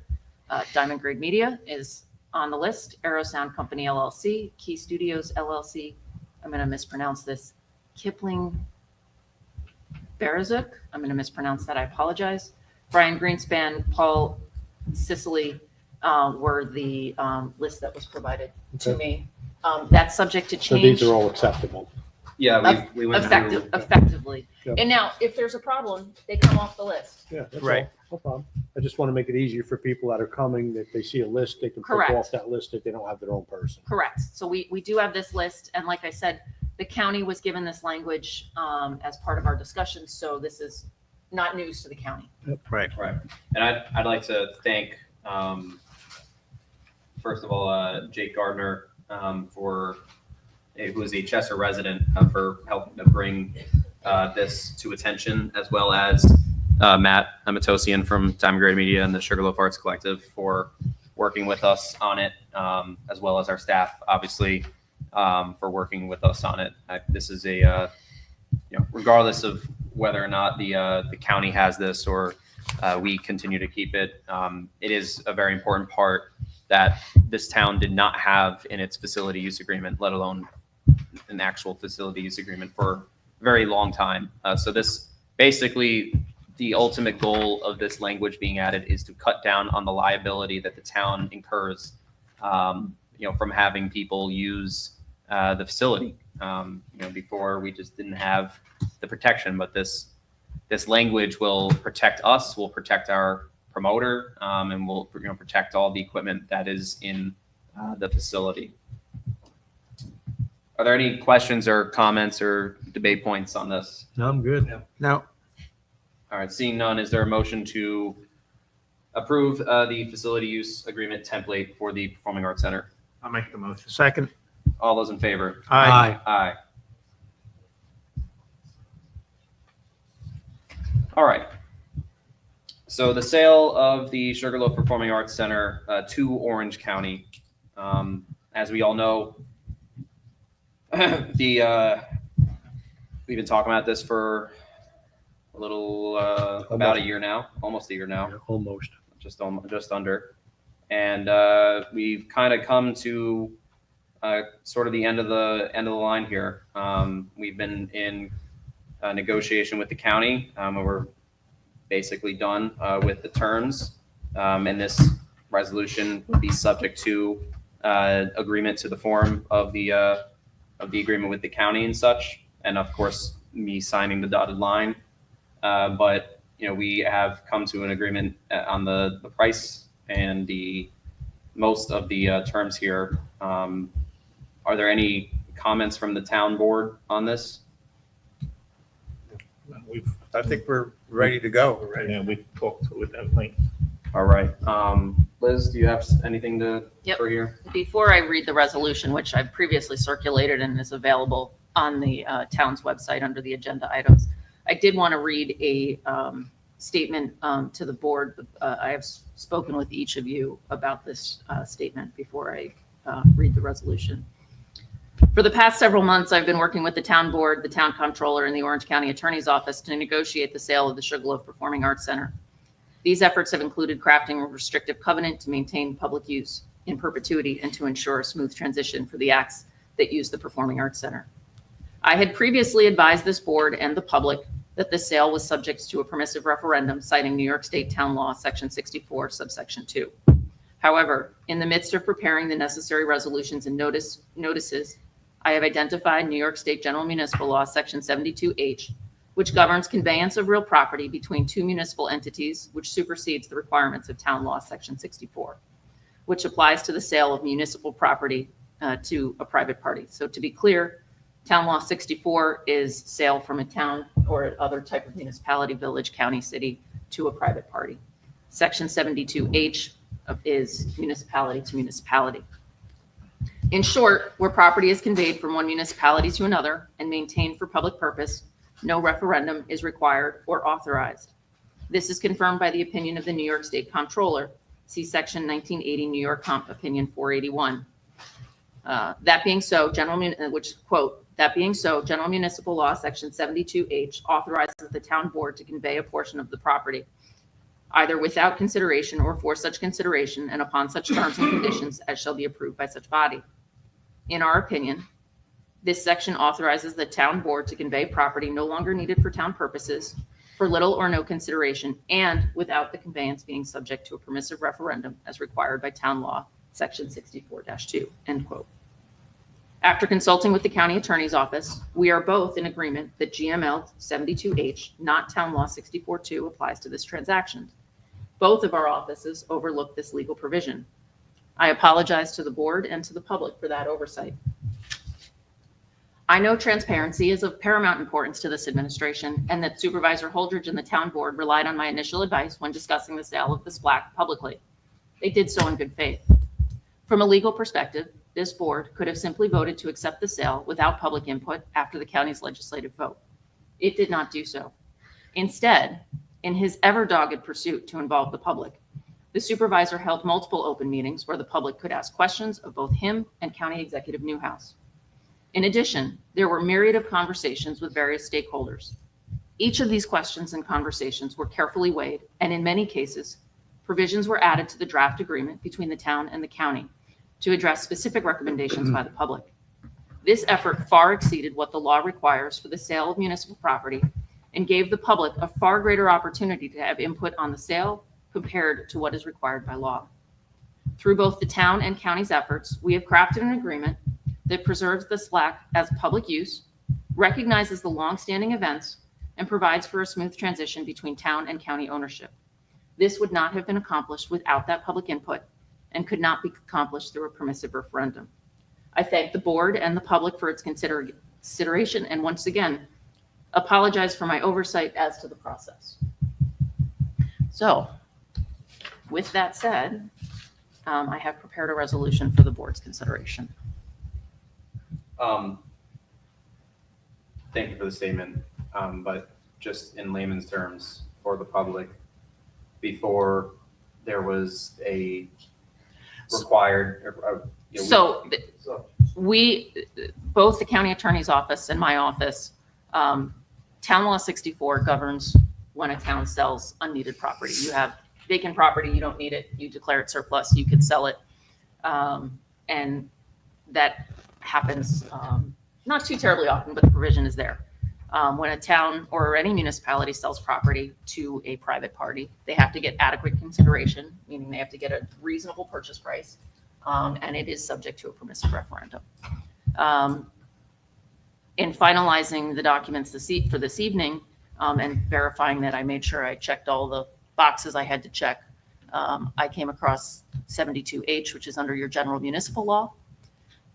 The prevailing rationale for 72H is that because you are not selling to a third party, this is not going to be going to a developer. This is for a public purpose. We recognize that public purpose in a deed restriction, that you can,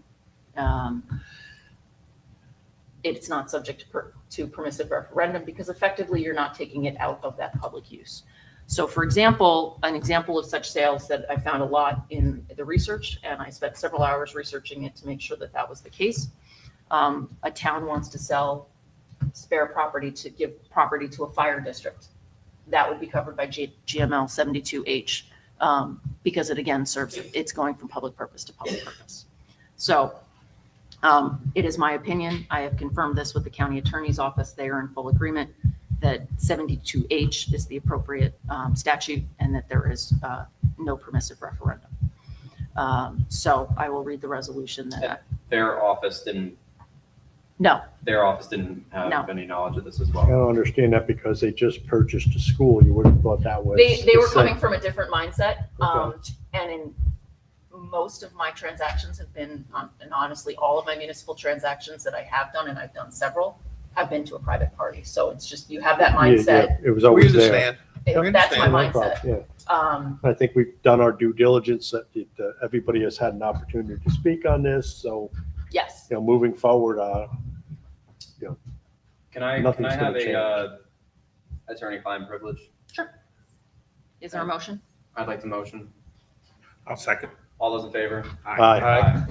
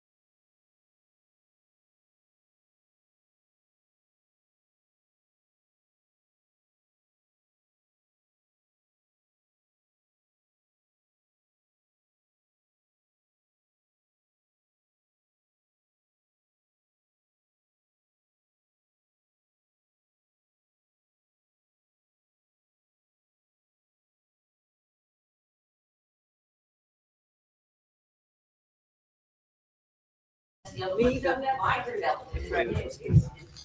I'm sorry, I'd like the sugar. There you go. Thanks, Michelle. That'll keep you going. I need just a little sugar. You need a drink? Want me to go get you a drink? I'm going. Motion to come out of attorney-client privilege. Motion. I'll second. All those in favor? Aye. Aye. Is there any comment or questions on what was just read, the memo that was just read by our attorney in the public?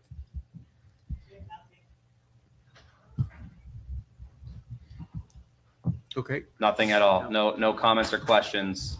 In English, you want to translate it to English, exactly how it affects us. It just means that there is no Opportunity. for a permissive referendum on the sale. Means that the vote here is basically final, subject to So the you can just make the vote, decide if Yes. so you're not. Yes. not put it up there. yes. That is correct. There is no need for it. Get it off my I think tax it's bill. right in the I'm background. glad it sounds good to you. In the background. Yes. And your name, sir? John Pelosi in Chester. Okay. Excuse me. A person selling a portion of property that you don't need anymore, can they turn around and sell it to a developer? So in this particular transaction, we have. Or in any transaction? No. It's specific. It's just for this one. Yeah. Yeah, so it depends on the facts of each transaction. In some instances, a municipality no longer needs a piece of property and they sell it to somebody and then it becomes just anybody else what you would do with the property.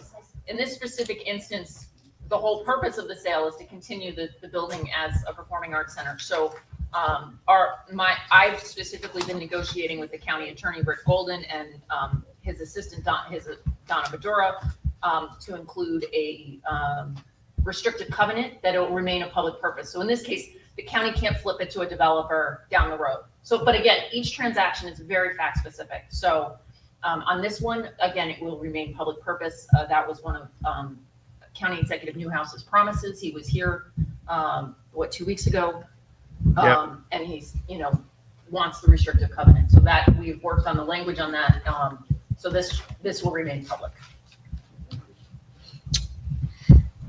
Are there any other comments or questions? Yep. All right. Whereas the town of Chester owns real property located at 231 Creamery Pond Road and identified on the town of Chester tax map as SBL 13-3-5, which is home to the Sugarloaf Performing Arts Center. Whereas Orange County desires to purchase the Sugarloaf Performing Arts Center for the purpose of maintaining the premises for theatrical, musical, and film productions, as well as other public entertainment, cultural, tourism, and community uses, as well as for municipal purposes. Whereas the Orange County Legislature, by vote taken on July 1st, 2025, appropriated the sum of $1,341,625.83 for such acquisition, subject to a contract of sale. And whereas the town desires to sell the SPLAC to the county because the town of Chester does not have the resources necessary to maintain and operate the SPLAC without significant subsidization, by the town of Chester taxpayers. Analysis by the town comptroller shows that in the past 2.5 years, it's operated at a loss, averaging $167,500 per year. These losses have been covered by the taxpayers and impedes the town in its efforts to provide critical government services. In contrast, Orange County has far greater resources to run and maintain the Performing Arts Center so that it remains a cultural center, drawing people into Sugarloaf and the town of Chester and supporting the area business without costs to the Chester taxpayers. Whereas General Municipal Law, Section 72H, specifically authorizes a town to sell to another municipal corporation, either without consideration or for such consideration and upon such terms and conditions as shall be approved by such officer or body, any real property owned by the town. And whereas the Sugarloaf Performing Arts Center is not parkland subject to restrictions on alienation. And now therefore be it resolved that the town board hereby declares itself lead agency for purposes of the State Environmental Quality Review Act, and further declares the sale of fewer than 100 acres of land to be an unlisted action pursuant to seeker, and that uncoordinated review is appropriate. Be it further resolved that an environmental assessment form is attached hereto and incorporated herein, And based on that environmental assessment form, the town board finds that the proposed sale will not have an adverse impact on the environment. And just to be clear, those seeker documents are found with the agenda on the website tonight. Be it further resolved that the Town of Chester Town Board makes the following findings. The Sugarloaf Performing Arts Center is not necessary in providing essential municipal services as set forth in town law and is currently a burden on Town of Chester taxpayers. Orange County has greater resources to provide for the maintenance and operation for the benefit of both Town of Chester and Orange County residents. The price of $1,341,625.83 is adequate consideration as it represents the town's purchase price together with the interest on the debt. Be it further resolved that the town board of the Town of Chester hereby authorizes the sale of the Sugarloaf Performing Arts Center to the County of Orange in the amount of $1,341,625.83, subject to the following conditions. The signing of a contract of sale upon approval of the town attorney as to form. The deed shall contain a restrictive covenant that the premises shall not be used for other than a public purpose, which may include but not limited to use for theatrical, music, and film productions, as well as other public entertainment, cultural, tourism, and community uses, as well as for municipal purposes, including but not limited to municipal offices. The sale being subject to existing facilities use agreements. Does anybody have any other conditions or have any other questions on that? No? I just have a statement, I guess. I just want to thank Liz for all of our hard work. I don't want this legal sort of oversight, to mar like the literal days and weeks of her life that went into like this contract, negotiation and this sale. And again, as she noted, it's not just her; it was the full team at Orange County who also, missed this detail. So, I didn't see that part of the statement prior. I do appreciate the highlight on this board's transparency, throughout our time here on the town board. Learning this detail prior, to this, to this meeting, in the last, couple hours here. It seems tough, when we campaigned on the idea that, if there's going to be permissive referendum. So if people wanted to put it on the ballot, they could. Learning this, close to the 11th hour here is tough, and it's not something that anybody on this board foresaw or, had an idea that would even happen. So I just want to, say to the public how it's just a tough situation with that. And if I could piggyback on that, Supervisor, we could have, and I think this is where this board, I've been here 5 years, has been the most transparent, because we could have just moved forward with just signing the document tonight, knowing what we knew, and then just go down the road. Oh, by the way, had found out later on, and this board didn't do it. And Liz, I thank you, for you doing your due diligence, because you've always done that from the day you got hired on this board, hired for this town. You've really watched out for the residents, having their backs, having our backs through anything that we've got ourselves involved in. So, I think it just goes to the transparency. I know the optics might not be, might not be the greatest, but I think if you really look at it, we were up front on the 9th hour. We could have stayed quiet and talked, and then brought it up next week after the fact. We didn't do that. So I think we did our due diligence, everybody up here. And we need to get this thing off, get it out of the town budget. Thank you, Bob. Is there a motion to pass the resolution as read and, with the agreement subject to form? I'll make the motion. There's a motion by Councilman Dysinger, seconded by Deputy Supervisor Becker. All those in favor? Aye. Aye. Want to do a roll call on it? Just something like this? Sure, we can do a roll call. Supervisor Holdridge, Aye. Councilman Ardisana, Aye. Councilmember Becker, Aye. Councilmember Dysinger, Aye. Councilmember Courtney, Aye. Passes 5-0. And I'm gonna send you a corrected resolution. I found a spelling mistakes in here, so I'll fix that. I have the secret for signature as well. Yeah. You could sign it tomorrow. Yeah. Comptroller Meyer, how much were we looking at again off the top of your head in terms of budgeting, for 2026 for the building? Probably we'd have to budget about $100,000. So with this sale, that should not be part of the budget, meaning a significant cut. So ultimately, I think that is what is on the top of the mind of every council member and myself here with this. And that's what we've campaigned on the entire time. Obviously, we are coming off of a rip off the Band-Aid year with a 17% over the tax cap last year. We had a huge course correction, and I've, ad nauseum had explained multiple times what went into that increase. And hopefully with all the good work and the hard work that we've done over the last year and a half, and with this, now with this sale, we're looking at a very, very healthy budget next year, which will most likely, hopefully not result in even going over the 2% tax cap, possibly even less. So we're trying our best for every taxpayer in Chester to do the right thing. And I guess when they said that decisions will be hard to make from time to time, this is what they meant. So, yeah.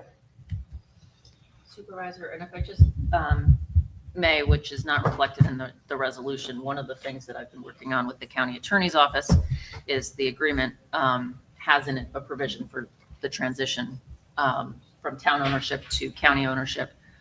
We will be providing that information shortly to those that have active bookings, how that is affected. The county has received all the existing facility use agreements and will honor those agreements. We're going to be providing the process now that we're transitioning.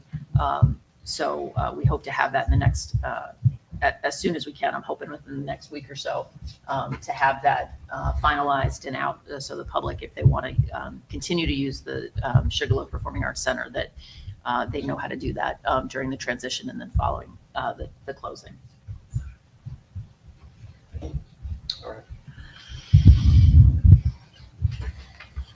All right, moving on. Resolution to authorize Schmitz Wholesale Incorporated well monitor system at $22,650. That's a sole source purchase, meaning that's the only company that we work with for a piece of equipment like this. It is under budgeted. It's under budget by a little bit over $7,000. Are there any questions or comments on this? No, I'll make the motion, and I'll say this is going to be a great benefit for these districts to get this installed, because it's going to give them more data in the future of what's going on with their wells, to understand the usage and everything. So it's definitely a positive thing that hasn't been in place ever in the town of Chester. And I'll- Tom, could you just confirm that it's for Walton Lake and Sugarloaf? Yes. Okay, thank you. And I'll second the motion. All those in favor? Aye. Aye. Resolution to auction the water department. So I think we wanted to table this for now while we're discussing possibly scrapping it instead, selling it for scrap instead of selling it for auction, I believe. Is that- Yep. Yeah, Yep. so. Well, this is something different, isn't it? Yeah, The water this is the department, water yeah, this the department. water Water department's department. different. Water This is not the department. parks department. Donna That's had right. called me and said that they wanted to see They're about changing it. also scrapping this Okay. instead of auctioning it. Okay. Um, Yep. if it's in bad shape, no sense in, you're not going to get at anything. You might get, as Donna said, you may get more just scrap and anything else. There's a disagreement between Chris and Don on it. I'd like to give them the opportunity to hash it out before we put it back on the September 10th agenda. Okay, So- I'll take a look at it. Yeah, but she wanted to give her more time anyway, then she could group things together also to Right. put everything out to bid at once. So I'd like to motion to table it. Motion, second. All those in favor? Aye. Aye. Everybody got the fall ball schedule email? Do you have any questions or debate points on that? All's good. Is there a motion to pass it I'll make the or motion. accept it? I'll make the motion. Is there a second? I'll second. All those in favor? Aye. Aye. Aye. There is a request by the Chamber of Commerce to use the Performing Arts Center property and parking lot for the Fall Festival on October 11th and 12th. And we would have the parking fee, of course, again, with the staff there, with the new system they have up and running. And this is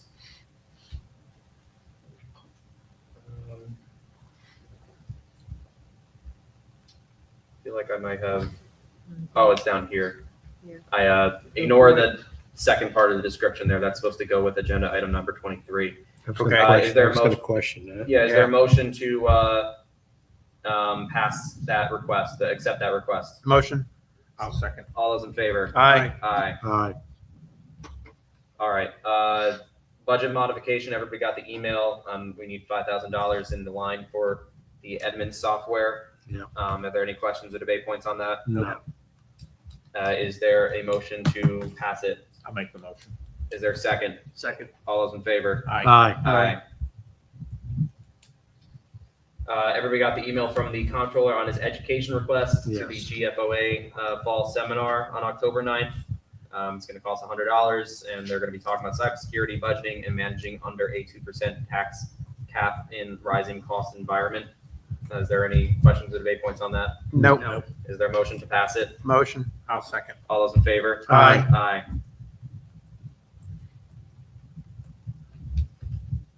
Aye. This is where, so the announcement for the billboard request for the Chamber of Commerce Fall Festival is supposed to, they're requesting the announcement that everybody got an email for to be posted on the billboard between August 29th and October 12th. Are there any comments or questions on that? No. No, I'll just mention it again because this is actually it's not a public service announcement. It's, We can debate that. I know. Yeah, I didn't put the word ad in this time because I know I know you want to be careful about that. And I truly believe this fits the spirit of what the billboard is supposed to be used for. It's a community event. It's, local businesses and organizations that are, going to benefit from, this in the Chester economy. So I would contend that it does fit the bill for a PSA. But we can vote the way we want to vote. So absolutely. I'd like to motion to approve the announcement request for the billboard. Is there a second to my motion? Second. All those in favor? Aye. Aye. I'll abstain. Aye.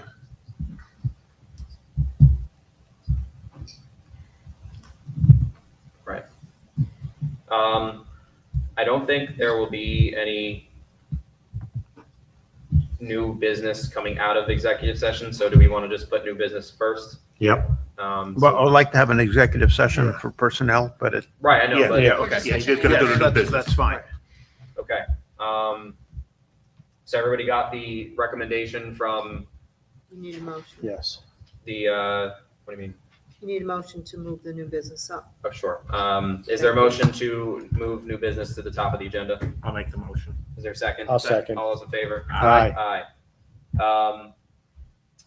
So did anybody have any comments or complaints or suggestions or questions about the recommendation from the highway department and and our engineer about the pipelining bid award? No, I think it's. No, it's just, do we have this money in the budget?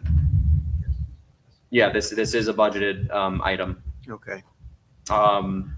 It It was interesting that The difference. the in difference I in was just price. gonna say Well, that. It was I will tell you, huge. more likely the Capola Services I'm sure they were using a different product than what Aroll's using.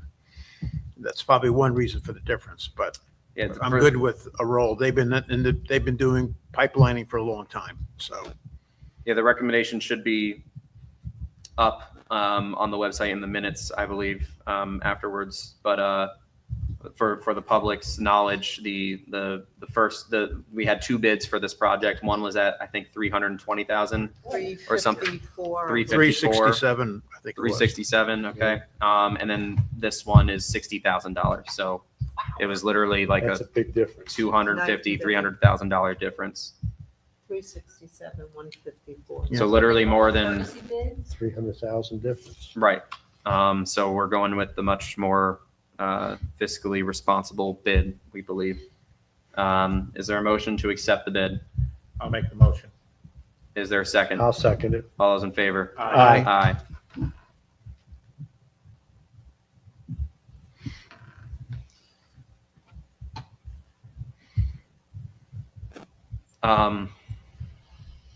So as I said earlier, Joe McKernan is doing the town a really great service for restoring our signs across the town pro bono.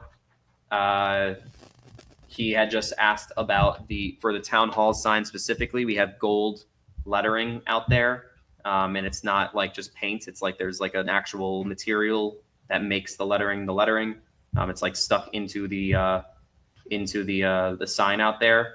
If we wanted to, we can keep that, but in order to refurbish it, he just did the same thing for the library. It cost the library about $1,000 to buy the new material to replace that gold lettering. If we wanted to do that, he said he's estimating that it would cost about $1,600 for the services. For the materials. Yeah. For him to put it Gold in. leaf. Yes. So Yeah. he also said that, like the Naps View sign, which doesn't have that, it's just white, lettering painted on. That would cost nothing. He would be able to do that for us for free without us having to spend the money to buy the material. I personally am in favor of having more of a uniform around the town, and I would prefer the white lettering. I think it looks neater and cleaner than I always thought gold was tacky personally. And it may but- stand out a little better too. Yeah, Yeah, and prefer it's the white much more myself. legible. Yeah. We don't need to spend $1,600. Yeah.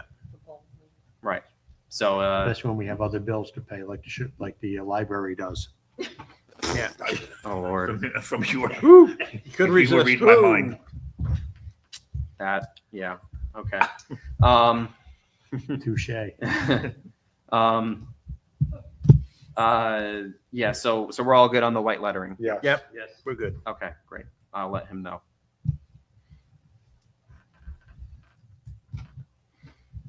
Okay. The WIA grant submission, we've talked about this before. Tom and Chris have worked very hard on, this is for Walton Lake, right? Yes. Yeah. It's just a authorization for me to sign the application. It's a resubmittal. Yeah, it's a resubmittal of the project that we've tried to apply for in the past, just a little bit updated. So is there a motion to authorize the supervisor to sign the application agreement? I'll make the Motion. I'll second. All those in favor? Aye. Aye. All right, and then the congregate dining, Michelle had a whole presentation on this with the county that came in. Our attorney has looked it over and believes that we are at a point with which that we should be able to authorize me to sign it. Liz, do you have anything to say? This is just a belt and suspenders. I was of the recollection that you guys had approved this. You had approved the fairly minor, I think it was 700 and change for the expenditure for the congregate dining. Just in an abundance of caution, we're going to have you authorize the supervisor to sign the contract. I have reviewed it, and it's acceptable as to form. All right, are there any questions or debate points on it? I'm good. Nope. All right. Is there a motion to authorize the supervisor to sign? I'll second. All those in favor? Aye. Aye. Michelle, when can we expect that to happen? No.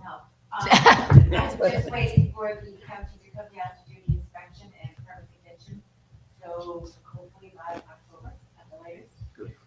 And you're serving up the first meal, right? Possibly. And you could. Okay. Michelle, just a question. Are they cooking it or they're bringing it They're in? bringing it. So So all it's you all guys have cooked. to do is I plate it do remember that and now. serve it. Is there a motion to move public comment to the top of the agenda? Motion. Second. All those in favor? Aye. Aye. Is there any public comment today? I have comment. Just in the audience first? No. Live audience, no? All right, Um, Michelle. All right, online? Ed Mullins. I am curious as to why town board members refer to each other using titles of their position, councilman, comptroller, supervisor. Yet you have a police chief of an accredited police department who is regularly addressed as Dan. Please consider giving him the same respect and decorum that you give each other. He has served the town of Chester for many years and he should be addressed in the same fashion. I think I usually call you chief, right? And we will note that. Lydia Quadros, will residents get a tax credit once the SLPAC $1.3 million debt is paid off?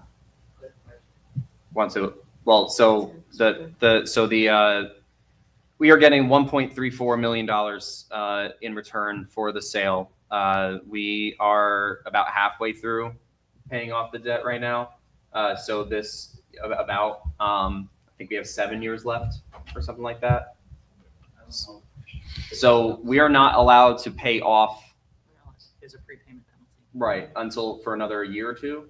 No, so what we'll do is as soon as we have check in hand, we can repay the debt, I think as early as March of 2026. But before doing that, we'll have to give notice to, the clearinghouse that we're gonna be doing that, because there's a call feature associated with the debt. So there's a bit of a process to go through with that, so When can we, I guess, guesstimation, when can we expect to be able to pay off the rest of it? I think probably mid-year in 2026, if not the beginning, within the first quarter. Of 2027? Well, 2026 is Okay. assuming that we have the check in hand. Yeah, We have to have the money before we can do anything, so we can do it as early as next year. if we have the money in hand. But it still gives you anticipate- 500,000 to work with. But we to can get still back. give notice. So I guess the second part of the question is, what do we do with the other money that would represent the money that we already paid into the, Well, what we'll do is now that this is done, we're gonna go through the budgetary process. We're gonna budget, we're paying off the debt. We will, take in the proceeds, we'll figure out how to take in the proceeds, and then we'll figure out how to adjust the budget accordingly. So I'm assuming that you guys would probably wanna use some of the proceeds towards next year's budget, the operating budget, and in order to reduce taxes.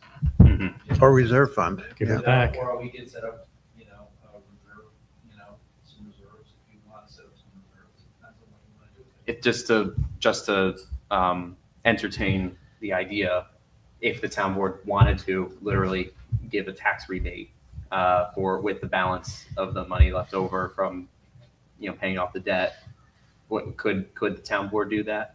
You just reduce your They can taxes. Do whatever they want. I know that. I'd have to look at the process for that. I just want to entertain the Yeah. idea. It would probably be more cost effective to, Just you know, use it. Reduce. reduce your budget, right? Yeah. Reduce your taxes that you're going to levy versus sending the money out. Right. Right. Because then you're. It's not costing you anything to do it. Right. It's like everybody's gonna give you money and then you're gonna send money back. You just might as well. Use it to reduce the taxes in the first place. Things to discuss and review. I mean, I can go through the numbers. All right. Then that way I have all that. Michelle? Any other questions? That's all I have. Okay. Is there any other public comment? We're going to go into executive session and there's going to be no business that comes out of that, and we'll adjourn the meeting afterwards. Last chance for public comment. Seeing none, is there a motion to head into executive I session? make the motion.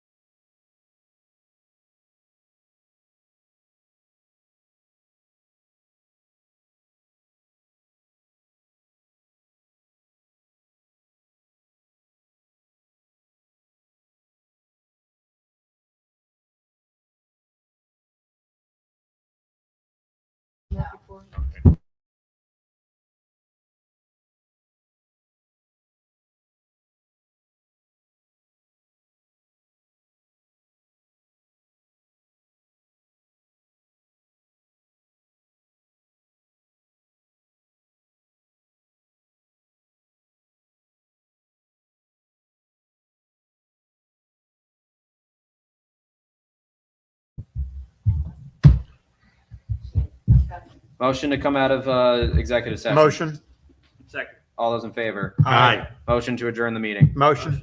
There's a motion and a second. All those in favor? Aye. Aye. We're Say adjourned. goodnight. Good night.